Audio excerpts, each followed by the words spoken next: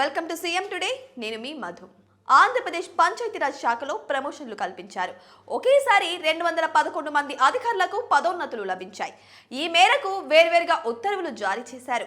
53 మంది ఎంపీడీఓలకు డిఎల్డీఓలుగా ప్రమోషన్స్ ఇచ్చింది. ఇక మరో 158 మంది డిప్యూటీ ఎంపీడీఓలుగా జిల్లా పరిషత్, డివిజనల్ పంచాయతీ కార్యాలయాల్లో పరిపాలనా అధికారులుగా పదోన్నతులు పొందారు. ఎన్నికల తర్వాత ప్రభుత్వం తీసుకున్న ఈ నిర్ణయం ఉద్యోగుల్లో ఆనందం నింపింది. ప్రమోషన్ల విషయాన్ని రాష్ట్ర పంచాయతీరాజ్, గ్రామీణాభివృద్ధి శాఖ కమిషనర్ కృష్ణతేజ తెలిపారు. ఏపీ పంచాయతీరాజ్ గెజిటెడ్ అధికారుల సంఘం నేతలు, ప్రమోషన్లు పొందిన ఉద్యోగులు ముఖ్యమంత్రి చంద్రబాబు నాయుడుకి కృతజ్ఞతలు తెలిపారు. ప్రమోషన్లు కల్పించడంలో కీలకంగా వ్యవహరించిన డిప్యూటీ సీఎం పవన్ కళ్యాణ్, పంచాయతీరాజ్, గ్రామీణాభివృద్ధి శాఖ ముఖ్య కార్యదర్శికి కూడా ధన్యవాదాలు తెలిపారు. డిప్యూటీ సీఎం ఓఎస్డి వెంకటకృష్ణను కలిసి కృతజ్ఞతలు తెలిపారు.